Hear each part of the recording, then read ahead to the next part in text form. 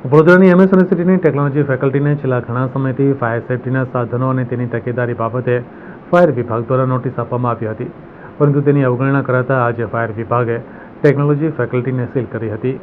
વડોદરા શહેરમાં મોટાભાગના mall, multiplex, high-rise building, hospital, tuition classes અને હવે તો ફેક્ટરીઓમાં પણ પાલિકા અને ફાયર વિભાગની ટીમ દ્વારા કાર્યવાહી હાથ ધરવામાં આવી રહી છે. અત્યાર સુધી સબ સલામતની વાતો કરતું વડોદરાનું તંત્ર રાજકોટની ઘટના બાદ સફાળું જાગ્યું છે. છેલ્લા 4 દિવસથી જુદી જુદી ટીમો બનાવી શહેરમાં ઠેર ઠેર ચેકિંગ હાથ ધરવામાં આવી રહ્યું છે. આ ટીમમાં પાલિકાના કર્મચારીઓ, ફાયર વિભાગના અધિકારીઓ, એમજીબી સેલની ટીમને સાથે રાખી કામગીરી કરી રહી છે. ત્યારે આજે એમએસ યુનિવર્સિટીની ટેકનોલોજી ફેકલ્ટી ખાતે ચેકિંગની કામગીરી હાથ ધરવામાં આવી હતી, જ્યાં ફાયર સેફ્ટીની બાબતો અંગે ગેરરીતિ જણાઈ આવી હતી.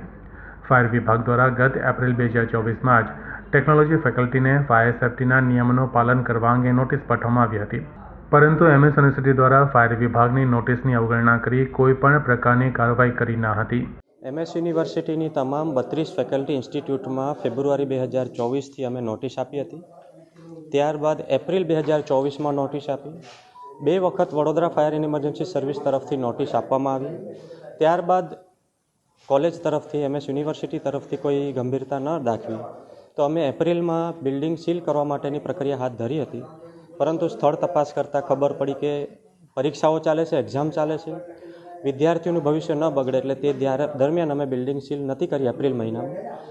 અંતે આજે અમે જ્યારે વેકેશન ગાળો છે, વિદ્યાર્થીઓનું નથી, તો આ બિલ્ડિંગને આવી જોડાણ કાપીને અમે સીલ કરવાના છે.